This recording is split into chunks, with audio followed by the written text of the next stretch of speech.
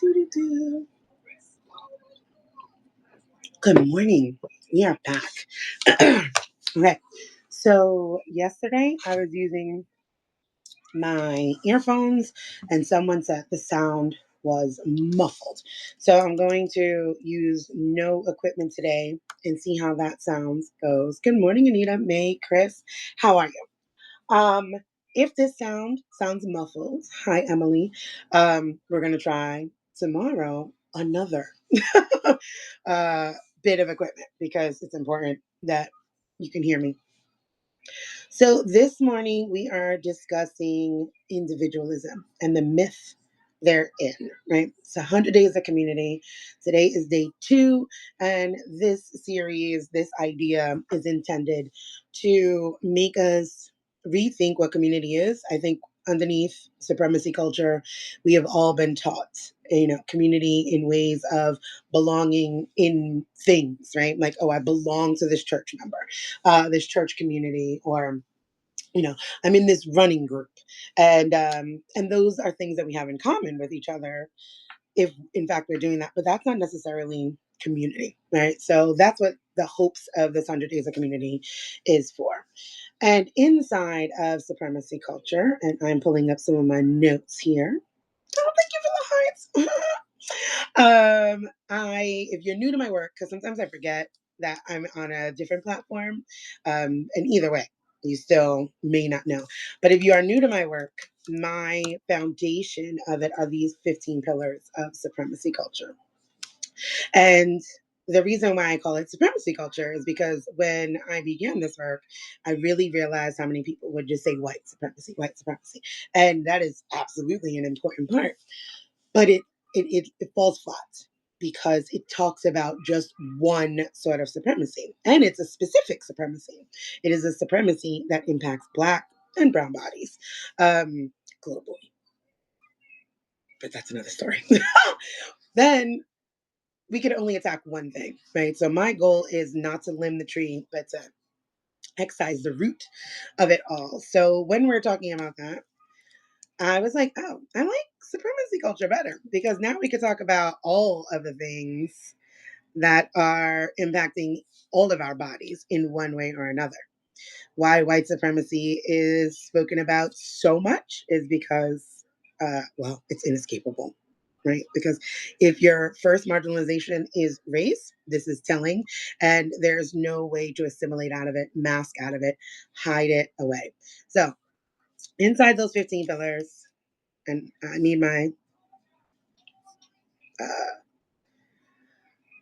thing to work a little bit better and faster, there are certain characteristics, right? And so one of them is individualism.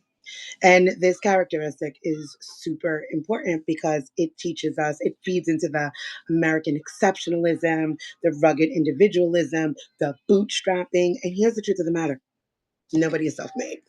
Nobody. I'm fairly successful in the work that I do, both in the eyes of capitalism and damn sure in the eyes of my time privilege. I'm doing this sitting in my house. My kids have been off of school since the 19th due to inclement weather and or a holiday, and I've not had to call out of work, right? So there's a lot of privileges that are happening here in my own world that that happened because people believe in me. Because there's 13 people on live right now showing up and saying, you know what, I want to hear what she has to say. Or, you know what, I am going to pay for that subscription. So there's no way to say that we've been made by self, right? And that gets lost inside of supremacy culture. And if you want to learn more about those 15 pillars of supremacy culture, you just go on. And I have an ebook, and Desiree B. Stevens.bio. The ebook is Pay What You Can. Hey, good morning, Vix. It's Pay What You Can because sometimes you can't pay anything and sometimes you got a lot. And I really do believe in equity. In that little ebook, you will see all of the pillars of supremacy culture along with prompts. Again, I am a journaler. I believe in journaling. I believe in questioning. And I do not believe in being the ends all be all in your journey. I want to spark a thought, a paradigm shift. So, all of that being said, good morning yet again. And we're going to come down to the 3 takeaways of today. as we unpack individualism. So, one, the myth of individualism as strength. Two, interdependence is key to liberation. And three, community as a catalyst for power and healing. Okay, we got that? Don't worry about it. If you missed it or you're just joining, it will come in the video podcast and article after this. Yeah. Substack does a really great job of integrating all of those things. So, anywho, the myth of individualism as strength. This idea is killing us quite literally. Then it's impacted by various things, right? Race. We always hear, "Oh, Black women, you're so strong and resilient," and we're like, "We're tired. We're exhausted." But individualism as strength is bullshit. Let's just call it what it is. Supremacy culture teaches us to value independence and self reliance above all else, framing individualism as a symbol of strength. And in reality, this narrative is a tool of oppression designed to disconnect us from one another and prevent collective action. It isolates us, it controls us with systems of power, and it maintains the control by perpetuating inequity. Let me tell you. As an example, uh, like I said, I'm home. I have 4 kids here. 4. One of them just woke up, and the 2.5-year-old is on the couch. Right? I can't do this life alone. That is an impossible feat. This one is Shady Baby Morgan. Say good morning. Okay, go sort your life out. No. Oh, good hugs. Thank you for hugs. That's impossible, right? I have an amazing community that steps in, that comes, helps cook, helps clean, helps take care of the kids, watches them so I can go out. Thank you, Amanda. That's my little stink up. It's my last baby. The 2.5-year-old is my great nephew that I'm fostering. So when we recognize that strength really lies in community, I often use the example of moving up in class systems, right? I grew up in abject poverty, like cheese line poverty, like paper food stamps, and that, like, quite literally abject poverty. Um, I had more access to things in poverty than I do now, where I'm definitely not middle class because of the way things shift. Thank you, Antonio. But I'm not impoverished. I grew up in the Bronx. I lived in apartment buildings. And if I didn't have sugar, somebody in that building had sugar, which means I had sugar, right? Now I live in a suburb and I am confined to my home. I don't have sugar. I need to have a few things: money for sugar, the ability to get to a store for sugar, hoping I don't live in a food desert where I, would not have a quick accessibility. Hi, hi. No. I need y'all to go into Karen's room because mommy's working. Or you could play there quietly. Thank you. Um, and then have the ability to get there in a car. All of those things are privileges that are not often accessible to people underneath the foot of capitalism. So when we're talking about it's a myth, right? Like they tell you, you're so strong. Look at how you are persevering in spite of. And, oh, it could always be worse. It could always be better. It can always be better. And that is an important distinction. We're done. We're done. Go in Karen's room. I just need 15 more minutes. Bye. Good. Thank you. I want to not hear them. And that's fine, but you guys are not playing quietly. So, welcome to my ADHD. I'm trying to remember what I just said. Okay, so individualism is a myth because we need all of those things in community. And that is usually my analogy that I use is in poverty, I had more access to things where outside of that community, right, where you guys are all, nothing else matters. We are all struggling to survive. So we need each other to get by. You have much more access to things, right? Like somebody to get your kids from school because our kids go to the same school. So if you drop them off because I have to get to work early, somebody else will pick them up and this person will make dinner. That's community. And the lie and the myth of individualism is saying, you're so strong. Look at you persevering, right? Morning, Sabrina. Look at you persevering through all of that. I shouldn't, I just, I want us to get out of the idea that life is supposed to be difficult, right? And that there's some merit badge for enduring suffering. It is a very Christianized thought, right? Like this idea of being pious and whipping ourselves at the feet of the higher power to, have some divine grace. Life is not supposed to be that difficult. It is not supposed to be that difficult. We are meant to hold each other. We are meant to be in community. We are meant to live in intergenerational homes. Fine if you no longer want to live like on a land or, in indigenous housing, but certain things need to shift. Second, um, point of the day. And thank you guys for being patient with my tiny humans at home. Interdependence is the key to liberation. Interdependence is, and I'm terrible at this word because of my list, the antithesis of independence, right? Because liberation work requires us to lean into the interdependence, which is the understanding that our freedom is intrinsically tied to one another.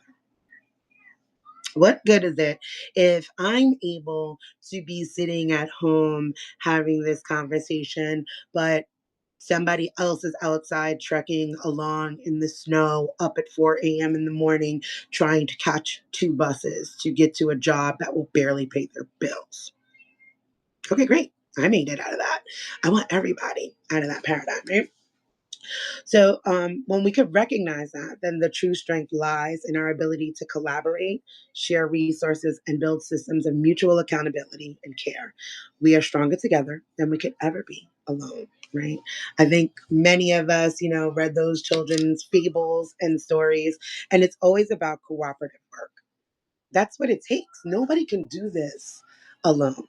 You can't do the work of anti racism alone. You can't do the work of anti oppression alone. You can't parent alone. You can't be partnered alone. It's like we're not supposed to be alone. We're just not. We're not supposed to suffer alone. We're not supposed to be in joy alone.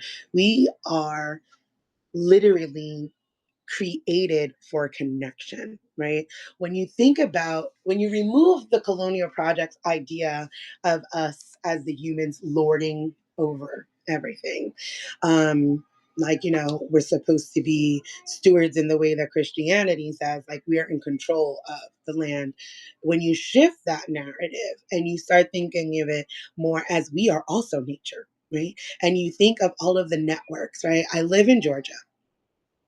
And I don't live very far from what used to be a plantation, like quite literally around the corner, which that's a whole other level of trauma that we can talk about another time.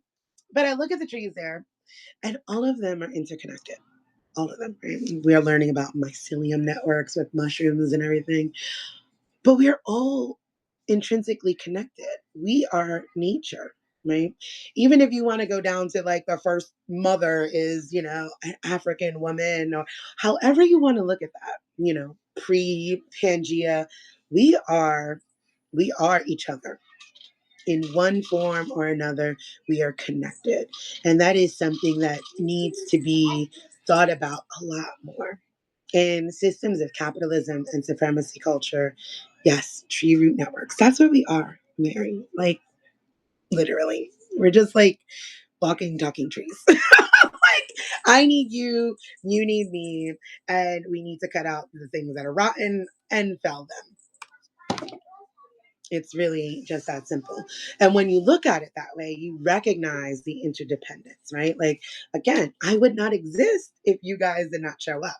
Obviously, I'd still exist as a person, but would I have impact? Would my life have, the legacy that I'm hoping to leave?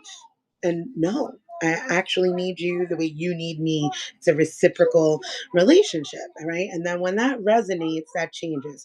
You start looking at the people in your life not as competition, because that is what supremacy culture sets us up for, but you start looking at them as collaborators. How can we collaborate? Katie says, how did you find community when you're surrounded by Republicans in your neighborhoods? Amanda says, it's so hard to break out of individualism when so many are stuck in it. without the time, space, and money to get out of it. You ain't never lied. Let me answer the previous question. Guys, you came right back to being loud. He's very loud. I need inside voices whilst I'm talking to people. Thank you. So, Katie, how do you find community when you're surrounded by Republicans in your neighborhood? First of all, stop labeling people just as Republicans. I could be a Republican for you know. Okay, like I'm not. I I'm registered independent. Well, but here's some truth. When I was 18, I was a registered Republican because I grew up and white men were the ones in my family talking about politics. And in white families, you usually vote alongside the men in your family. So I would turn around and first say, stop doing that. Right? Like, stop labeling people. One label doesn't make anything better, and get curious. My theme of the year, and I'm telling my children, is get curious. Why are they Republicans? Why do they believe that they should be? What aligns with their beliefs, right? You're going to find that some people are outright bigots, outright racist, outright hateful, and those people you stay away from. But when you're creating community in neighborhoods where you may not necessarily feel safe, you start looking at people's core values. How do they live their life? You have to remember, as Black people, this entire country is a plantation. None of you are safe. That is a reality that you just have to accept. Every single time we take a chance to befriend white people, we are taking a chance on our lives. Because if it's not you, it's somebody in your family or someone in the history of your family, someone around you, someone you work with. That is the nature of white supremacy. So you have to really, there's a difference between an interpersonal relationship, you and me, and a systemic one, right?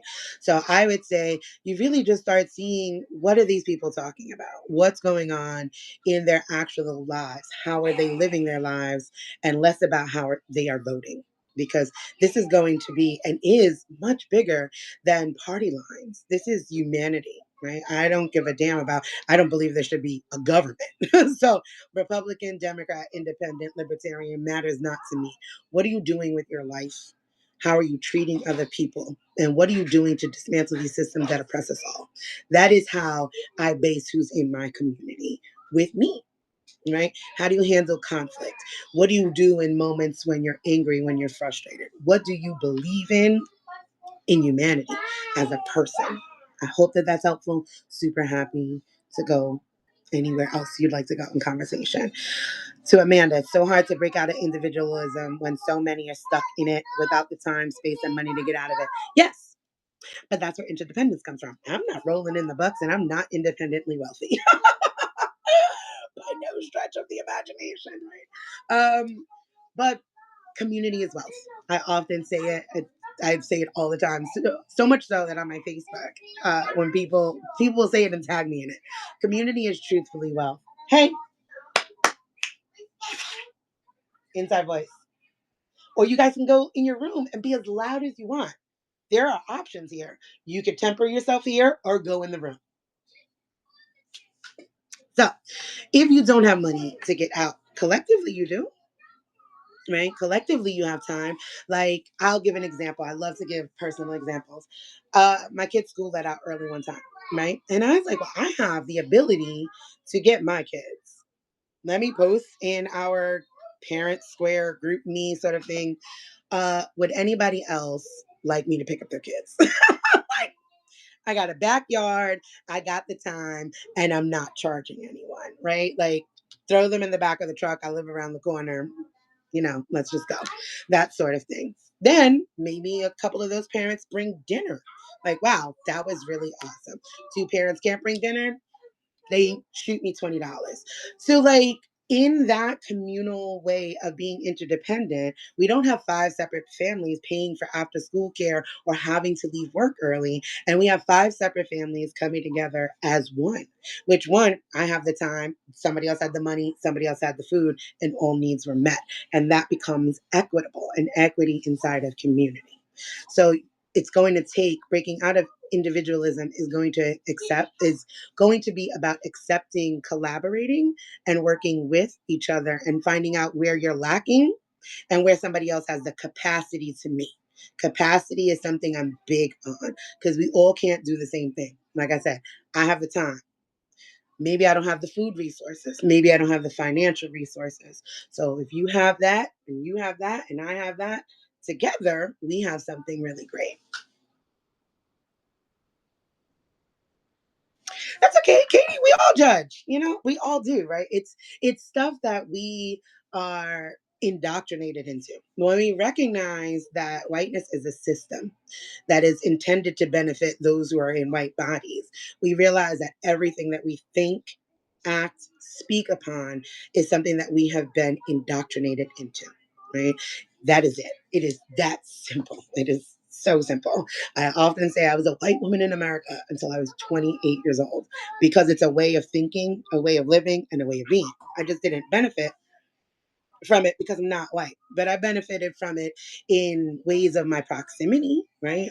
The way I look, the way I speak in certain spaces and places, you could benefit and you could leverage whiteness. Another thing we'll get into if you keep hanging out with me, I don't believe in white privilege. I call it white leverage. I have a video for that. Let me know if you want me to share that. Let me see. Somebody else said something. Hi, Taylor. Tammy, I understand. My first vote, I voted for Reagan. I followed my father. Right?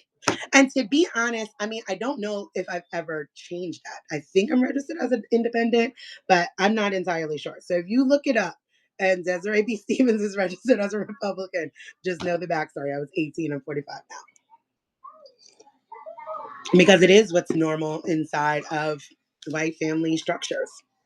Nobody else is talking about politics but the white men. It's why things like Rumble are so popular. I exist over there and listen to it, and I'm like, even me, I have to be like, wait, let me get curious with this because that almost made sense. They say just enough that it makes enough sense that you have to really start questioning things, especially when it activates a familiarity in you, an awareness of something that you knew, you heard, something that's just been spoken about so often in your home all your life. Laura, I remember a post you made recently saying if you're 40 and don't have friends, you're the problem. And the other friends posted a similar post about it, but hers said the more issues you keep having with people and fallouts, she said it's you. But here's the thing. When I look back at the reasons I've cut people out, I am justified in my decision because of what they did or showed themselves as. I don't blame myself. And I wanted to ask about the post. I guess what I'm saying, okay, I'm trying to read that more. I guess what I'm saying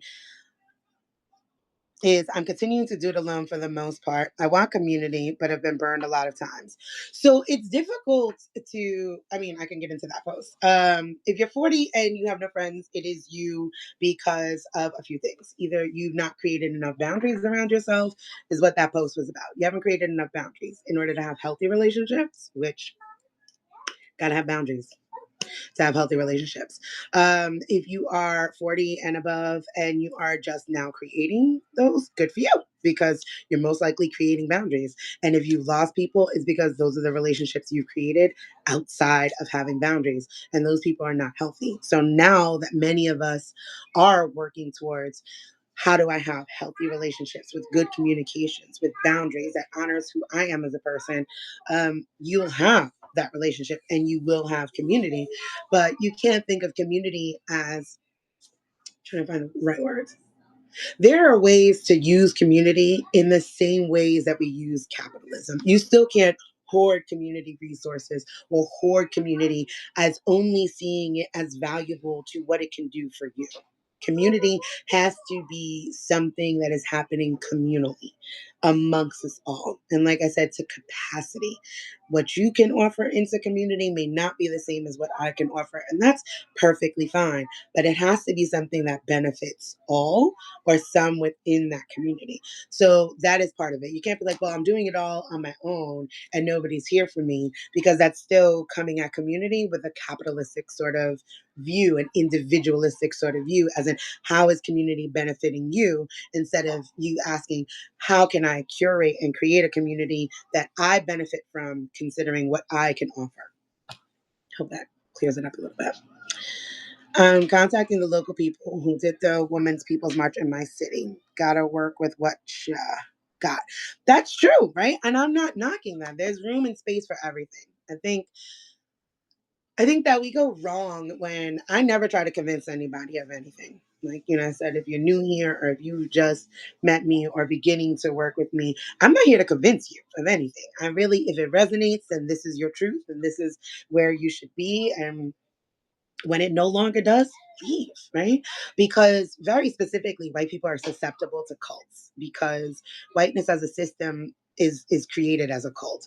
So I don't ever want you to be in a space where you feel like, well, Desiree said, and that's the only way there is. That's yet another pillar of supremacy culture. Only one right way. This is my way. This is what I know to be true. This is what I know has worked in my own life, in my own decolonization journey, in my own learning, in my own healing. It's what I've cultivated and curated for me. And I'm like, if it's working for me, it can work for you too, if you are willing to do that. So, yeah, you begin where you are. You guys were doing so good. So, this is my gentle reminder to go back down to inside voice. Good job. So good job. So yeah, talk with the women that were doing the women's march, right? Like a lot of marching, it's fine. I'm not a marcher, right? But I support it. Like, hey, I'll make sandwiches for the march. You know what I'm saying? Like, but I'm not going out to march. I'm not going to do it. Only time I'm going to go march is when we have armed white men in the front.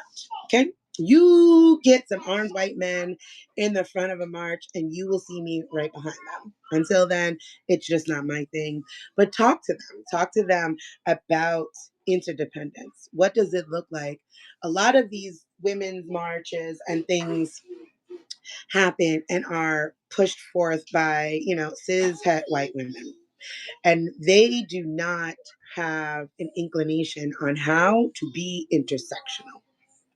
There are people that have been doing this work for generations, 50 years, and could benefit absolutely not over here and could absolutely benefit from their bodies, their voices, and their money. And instead of doing that, they go and try to reinvent the wheel. And that would be the conversation that I would have with those. You may not go feel the snow right now. It's icy. It's not really snowing. But thanks for asking. Same thing with me. First vote 18. I voted Republican because my dad told me to vote for Bush. See, it's a very normal thing. I have no judgment there. You like icy? That's yummy. I love that for you. I'm trying to scroll. That does. Oh, I'm glad it did explain it, Laura. Armed white men come to the front. Yes, Tammy. That's it. That's it. Hey man, I will be the first one with a bullhorn when white men are at the front, armed. Okay? That's the only march I want to either curate or participate in. Need some armed white men to the front so then they know that we mean business. I appreciate your commentary. Not quick enough to comment. No worries. I'm not reading it quick enough either. I love you guys. But you are like literally here and I'm literally live. This is the last time I'm gonna tell you, or you guys are gonna have to go in the room. Go back over there. No, don't tell me no. Just do what I'm asking you to do. And this would be so much easier. I need 5 more minutes. You've been so patient. Can I get 5 more minutes? Can we at least have a snack since there's no He had breakfast. And there is breakfast in there. You can serve yourself. If you go on the air fryer, there's bacon and waffles. Or if you'd like, you can wait for me and I'll serve you. But I'm still gonna need 5 minutes more. Okay, thanks.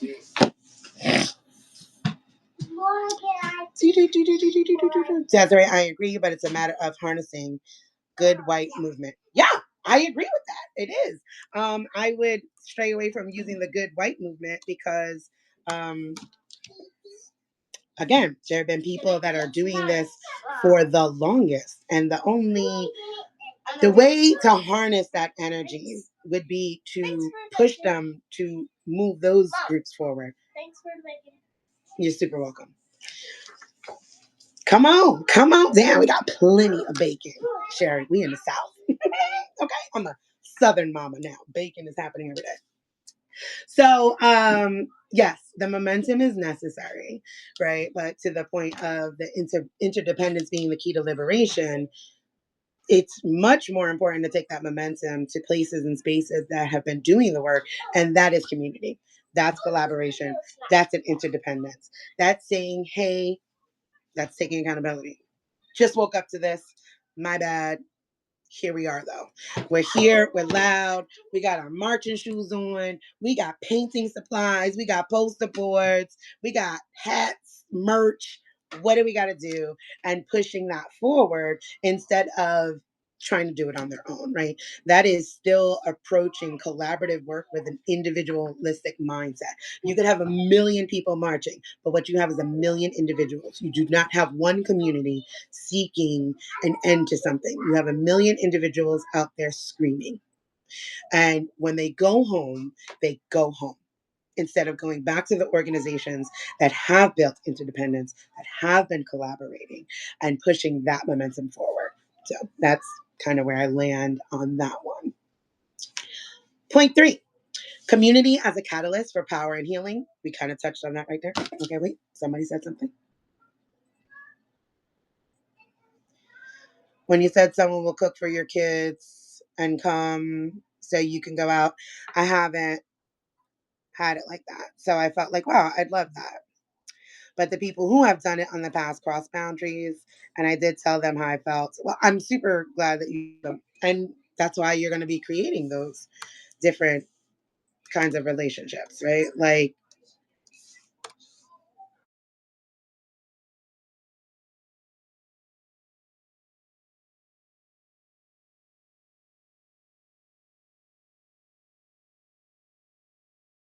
you away with that?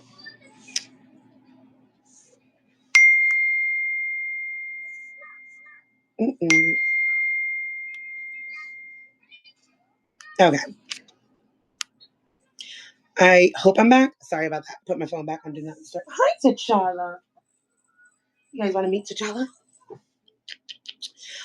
So third point, community as a catalyst for power and healing. Kind of got an example of that with what I was saying in regard to the using the momentum and pushing forward groups that that have been doing the work. Um, but here's what I wrote on. When we reject individualism, we open ourselves to the transformative potential of community. Collective action shifts power dynamics, amplifies the voices of the marginalized, and creates spaces for healing.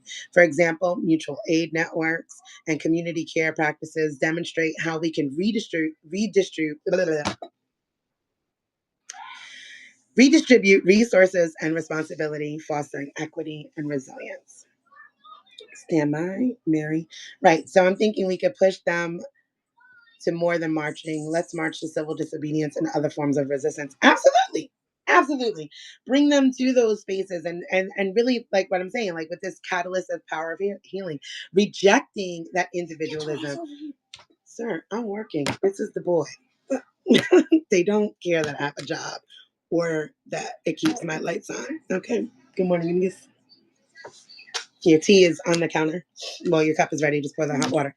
Um, so when we're doing that sort of work, when we're coming into community, we we release the power, right? Like I'm gonna turn around and I'm gonna say, yes.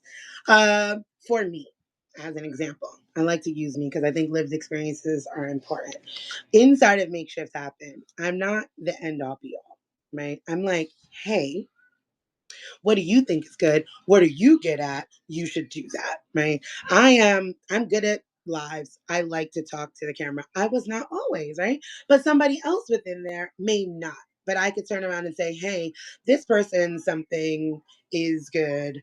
And this is where their voice leads to strength, right? Like part of my 100 Days of Community, I reached out to a couple of other educators and leaders in spaces. And I'm like, would you like some space on this platform? Would you like me to, center the work that you're doing? Even if you don't want to come on live, I can put some of your resources in there. That's collaborative. That's community. That's power dynamics and shifting things, right? I'm not, like I said, the end all be all. I'm not the final voice on liberation. I am a voice in a sea of many voices that matter, that are super important, right?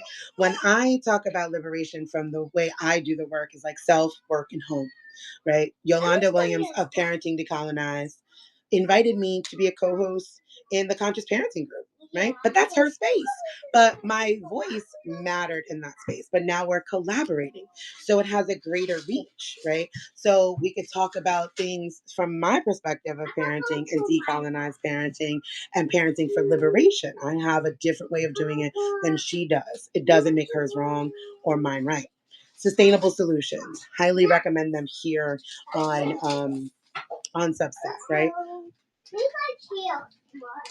Thank you. It's a lot of kids. I had a podcast with Sinjada, and I love the way that he approaches dialogue, right? So, like, I actually am intending to reach out to him this week and be like, hey, would you be interested in hosting something on how to have, healthy dialogues? Because that's his thing. Do I know how to do that? Yes. Is he more of a powerhouse in it? Absolutely. So why not bring that into this space and share? And that is how you build that sort of community that not only empowers you, but empowers others because they're getting the very best of the best happening inside a community. Let me see you tomorrow, Sabrina.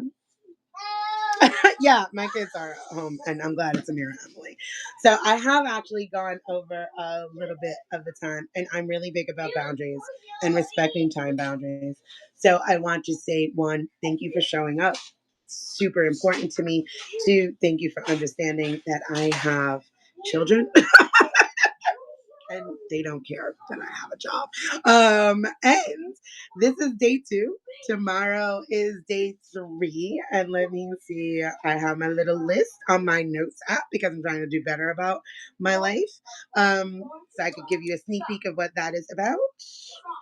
And day 3, Lord of mercy, the eyeballs, is recognizing internalized impression in ourselves. That's one of my favorite things, right? Because we do this.